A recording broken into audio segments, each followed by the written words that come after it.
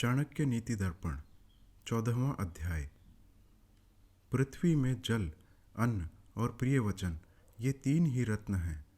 मूढ़ों ने पाषाण के टुकड़ों में रत्न की गिनती की है। जीवों को अपने अपराध रूप वृक्ष से दरिद्रता, रोग, दुख, बंधन और विपत्ति ये फल होते हैं।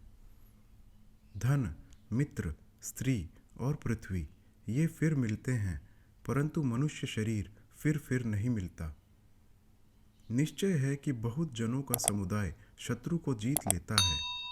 तृण समूह भी वृष्टि की धारा के धरने वाले मेघ का निवारण करता है।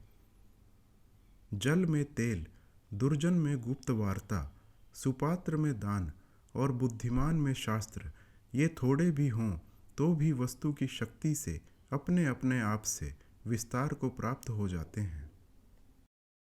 धर्म विषयक कथा से स्मशान पर और रोगियों को जो बुद्धि प्राप्त होती है, यदि वह सदा रहती है तो कौन बंधन से मुक्त न होता। निंदित कर्म करने के पश्चात पछताने वाले पुरुष को जैसी बुद्धि उत्पन्न होती है, वैसी बुद्धि यदि पहले होती तो किसको बड़ी समृद्धि न होती।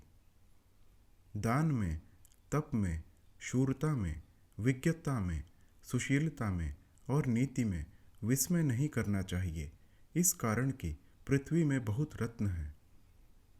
जो जिसके हृदय में रहता है वह दूर भी हो तो भी वह दूर नहीं, जो जिसके मन में नहीं है वह समीप भी हो तो भी वह दूर है।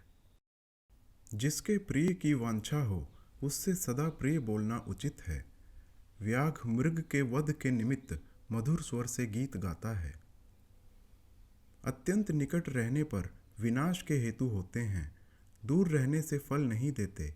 इस हेतु राजा अग्नि, गुरु और स्त्री, इनको मध्यम अवस्था से सेवना चाहिए। आग, जल, स्त्री, मूर्ख, सांप और राजा के कुल ये सदा सावधानता से सेवन के योग्य हैं। ये 6 शीघ्र प्राण के हरने वाले हैं। वही जीता है जिसके गुण हैं और वही जीता है जिसका धर्म है। गुण और धर्म से हीन पुरुष का जीना व्यर्थ है। जो एक ही के कर्म से जगत को वश करना चाहते हो तो पहले 15 के मुख से मन को निवारण करो।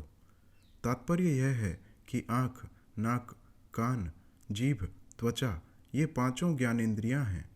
मुख, हाथ, पांव, लिंग, गुदा ये 5 कर्मेंद्रियां हैं।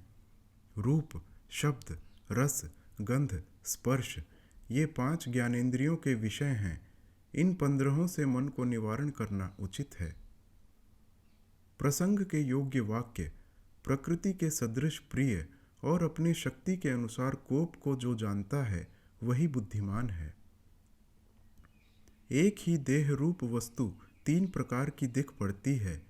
योगी लोग उसको अति निंदित मृतक रूप से, कामी पुरुष कांता रूप से, कुत्ते मांस रूप से देखते हैं।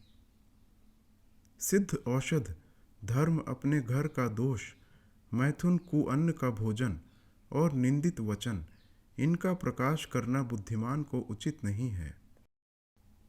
तब तक कोकिल मौन साधन से दिन बिताती है जब तक सब जनों को आनंद देने वाली वाणी का प्रारंभ नहीं करती। धर्म, धन, धान्य, गुरु का वचन और औषध यदि यह सुगृहित हों तो इनको भली भांति से करना चाहिए। जो ऐसा नहीं करता वह नहीं जीता। खल का संग छोड़, साधु की संगति का, स्त्रीकार का, दिन रात पुण्य क्रिया कर और ईश्वर का नित्य स्मरण कर, इस कारण संसार अनित्य है। इस प्रकार 14वां अध्याय संपूर्ण हुआ।